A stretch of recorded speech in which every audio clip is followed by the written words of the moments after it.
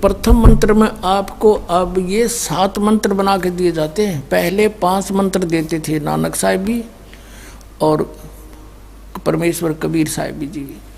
फिर ये है 5 नाम हैं जो हमारे कमलों में ये प्रधान बैठे हैं। मूल कमल में गणेश जी, स्वाद चक्र में सावित्री ब्रह्मा जी, नाभि कमल में विष्णु और लक्ष्मी जी, हृदय कमल में शिव पार्वती जी और कंठ कमल में ये दुर्गा जी। तो ये 7 नाम इसलिए देते हम कि मान लीजिए उपदेश ले लिया और ये प्रथम मंत्र एक बार मेरे मुख से भी सुन लिया मालिक की इसकी जैसे हम देते हैं, और फिर उसकी उस सुनने के बाद साथ साथ बोल लिया और फिर भी मृत्यु हो जाती है, तब मनुष्य जीवन गारंटीड है उस व्यक्ति को, ये गारंटी देता है। और यदि उसने जाप कर लिया कुछ दिन और विश्वास ठीक रहा तो वो स्वस्थ भी होगा और इसकी इसी जीवन में आयु बढ़ती चली जाएगी, परमात्मा बढ़ाता चला जाएगा जब तक उसका मोक्ष नहीं होगा, इस जन्म में पार कर देगा आपको। तो इसलिए ये 7 मंत्र दिए जाते हैं। ये पहले वाला लास्ट वाला मंत्र आपको जन्म दिलाएगा तुरंत, मनुष्य जीवन का गारंटीड है, मृत्यु भी हो जाएगी पुण्यात्मा। इसलिए मान लीजिए किसी का कोई बीमार है, या 80% व्यक्ति दुखी आए हुए, और जो विश्वास कर लेता उनको गारंटीड बात पूछ लो, यहाँ लाखों बैठे होंगे आ जाते हैं, सुनते रहना और सब स्वस्थ हो जाते हैं। तो ये वो परमात्मा है। तो इसलिए प्रथम मंत्र जो आपको दिए जाते हैं इनमें ये 2 मंत्र अब कंपलसरी थे, पहले नहीं थे ये। तो इसलिए परमात्मा ने कंप्लीट कोर्स बना करके गरीबदास जी के माध्यम से हमारे तक पहुंचाया है। और जैसे आप जी किसी का जैसे विदेश गए हो, स्वदेश आना है, वहाँ आपने कोई कारोबार शुरू कर रखा है, कोई फैक्ट्री वगैरह लगा रखी है और आपका ठीक से काम चला नहीं, आपका बिजली का कनेक्शन कट गया, टेलीफोन कनेक्शन कट गया, पानी का कनेक्शन कट गया, गैस कनेक्शन कट गया, पैसे बने नहीं तो आप कंडम हो गए। और वहाँ कोई ऐसा प्रभावशाली व्यक्ति आपको मिल जावे, सरकार को गारंटर बनाए कि भाई तुम इनका चालू करो कनेक्शन, मैं गारंटर बनता हूँ, और फिर उसको कहेगा भी तू पैसे तो देगा, यही तेरे कर्जा उतारेगा, नहीं तो फिर काट दियो ना, वो देता क्या बात है। तो ऐसे ये दास आपका गारंटर बनता है और आपके सब कनेक्शन चालू करवाता है, लेकिन इनकी मजदूरी करके ये देने पड़ेंगे, तुमने कर्जा आप उतारना पड़ेगा। और परमात्मा जो है कुछ अपने कोटे से भी आपको पैसे देता, क्योंकि आप चला ही नहीं सकते अपनी फैक्ट्री को बगैर थोड़ा बहुत और सारा ना मिल रहा कहीं से, तो वो बगैर आपके वैसे सब्सिडी समझ लो ऐसे देता है। तो परमात्मा पहले आपको सब्सिडी देता है जिससे आप अपना काम चलाओ और फिर डट कर भक्ति करो, मर्यादा में रहो, आप धनी हो जाओगे, बहुत शीघ्र धनी हो जाओगे। बहुत कीमत है इन मंत्रों की। इन भगवानों के जो 5 प्रधानों से आपने मुक्त होना है, त्रिकुटी पर जब जा सको हो उस समय पहुंच पाओगे जब इनसे आप अपना नो डू सर्टिफिकेट ले लोगे। अब ये मंत्र जो 2 मंत्र फर्स्ट और लास्ट है इन 7 मंत्रों में, इसके साथ मिलने से ये मंत्र जो प्रथम जाप आप करते हो, इनका ऋण मुक्त हो जाने के बाद भी कुछ आपकी कमाई यदि बचगी तो इन 2 मंत्रों के प्रभाव से ये कन्वर्ट हो जाएगी आपकी सतलोक चालन नालियाँ में, इनमें से बच भी गई तय। और फिर जब आप यहाँ से प्रस्थान करोगे तो आपका अकाउंट, अब ये कहते हैं राधा स्वामी धन धन सतगुरु वाले, ये जय गुरुदेव वाले कहते हैं, हमारे गुरुजी तो कहते हैं हम तो सीधे त्रिकुटी से चलते हैं। यहाँ बताते हैं त्रिकुटी यहाँ नहीं है, त्रिकुटी इसके पीछे बैक में है, यहाँ पर जो नीचे से सारा ये तंत्र साथ मिला हुआ आता है, यहाँ है पीछे। ये कहते हैं हमने ना तो वेदों की आवश्यकता, ना किताबों किसी और, ना हम गीता को मानते, ये भी तो किसी ने लिखी है, और हम तो सीधे त्रिकुटी से प्रारंभ करते हैं अपना रास्ता, त्रिकुटी से उसका किसी ने नहीं पता। ये सारे ऋषि महर्षि त्रिकुटी माथा मारा करते और उन्हें खक नहीं पाया आज तक। त्रिकुटी से तो बहुत आगे जाना हमने, और त्रिकुटी पर जाना कोई बालकों का खेल है, कोई बरवाले का बस स्टैंड है, चाहे पैदल पहुंच जाओ चाहे रिक्शा में बैठ कर पहुंच जाओ। त्रिकुटी इज द इंटरनेशनल एयरपोर्ट, त्रिकुटी अंतर्राष्ट्रीय हवाई अड्डा जानो। और वहाँ वही व्यक्ति जाता सैर सपट्टे, तो कोई धक्के खाए जाओड़ा क्या फायदा होगा, उसने देख भी और आ जाओ उल्टा, क्या फायदा उसका। वहाँ पर केवल वही व्यक्ति जाता है जो पहले टारगेट बना चुका होता है, और उस जिस देश में जाना है उसका पासपोर्ट और यहाँ की सरकार से नो डू सर्टिफिकेट, और तब वो उस इंटरनेशनल एयरपोर्ट पर जाकर कुछ लाभ उठा सकता है।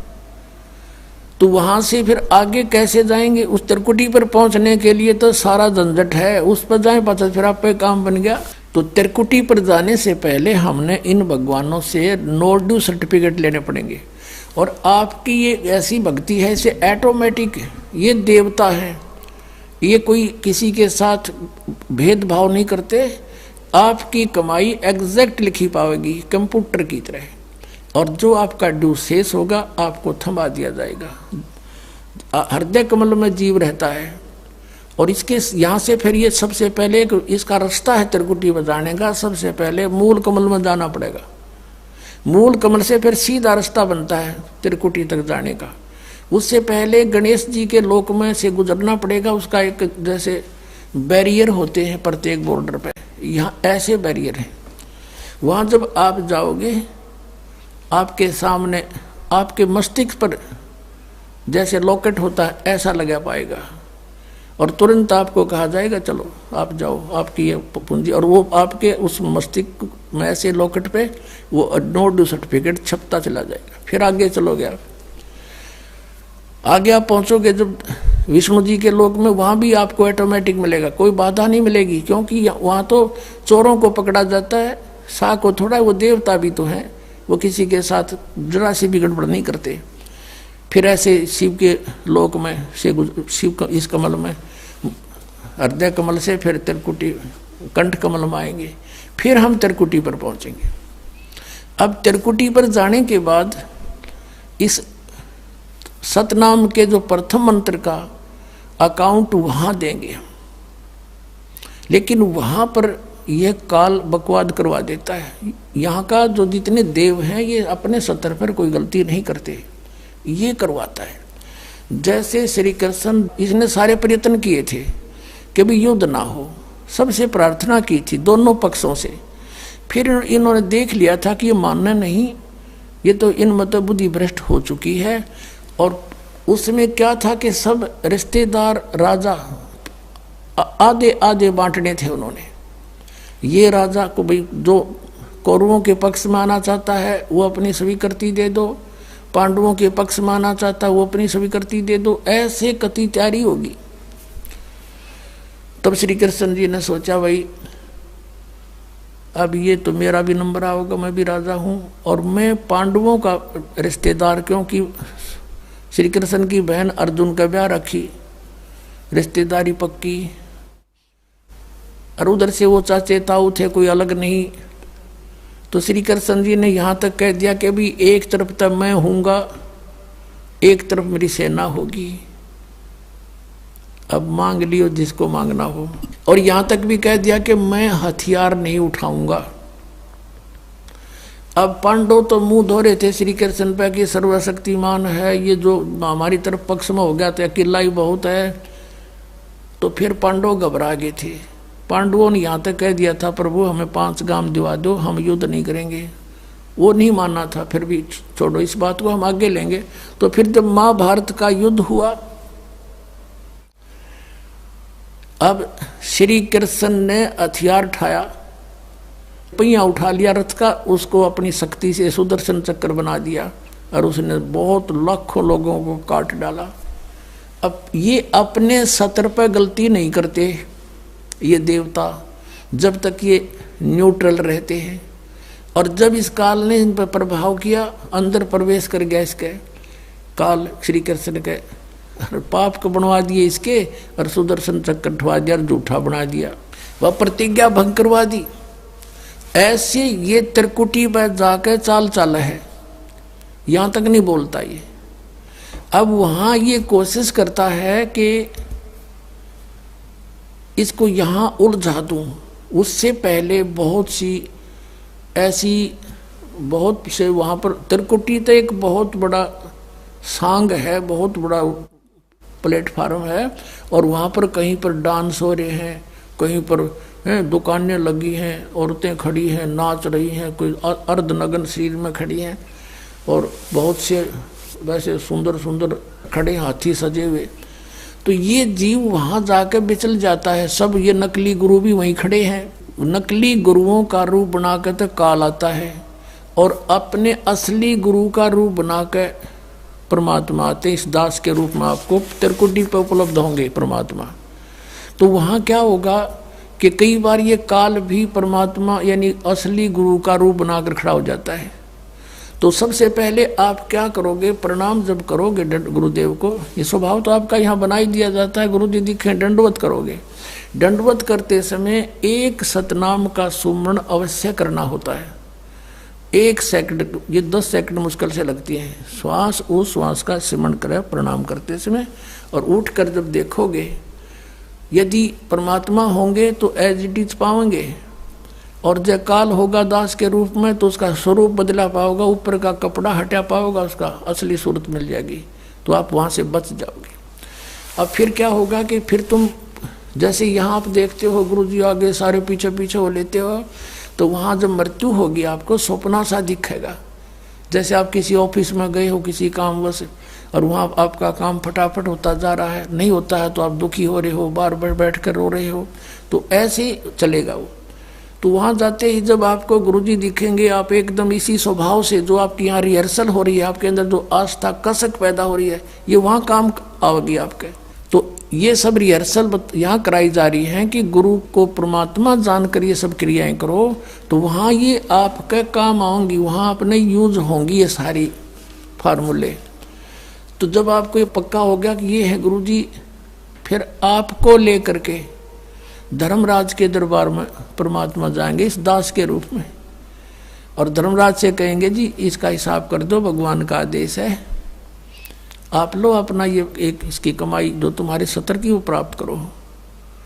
ओम नाम की कमाई और ये यज्ञों का जो बचा हुआ यहाँ प्रयोग हो गया सो हो गया यज्ञ, फिर भी बचे हुए भी आपको वहाँ देने पड़ेंगे कि आप अपना संभालो अपने सतर की, जैसा कि आपके संविधान में लिखा है। ये पवित्र वेद पवित्र गीता भगवान का संविधान है, इसके विरुद्ध जो कार्य करता है वो दोषी है, चाहे जज है चाहे बिना जज है। तो यहाँ का न्यायाधीश बहुत समझदार है, उसने वो सब समझता है। परमात्मा याद दिलाता है 18वें अध्याय के 66वें श्लोक में लिखा है, सर्वधर्मान परित्यज माम एकम शरणं व्रज। अपना अपने सतर की जो तुम्हारी है वो अपनी लो, इसकी पूजाएं, और इसको छोड़ो, आगे चलेगा ये। तो वहाँ सतनाम के प्रथम मंत्र का जाप हम वहाँ देंगे, यज्ञ दे देंगे, फिर ये वहाँ से चलेगा, फिर वो आगे जागा तो पार ब्रह्म के लोक से हमने पार होना है। वहाँ पर सतनाम के दूसरे मंत्र की कमाई जो श्वास उश्वास से की हुई है,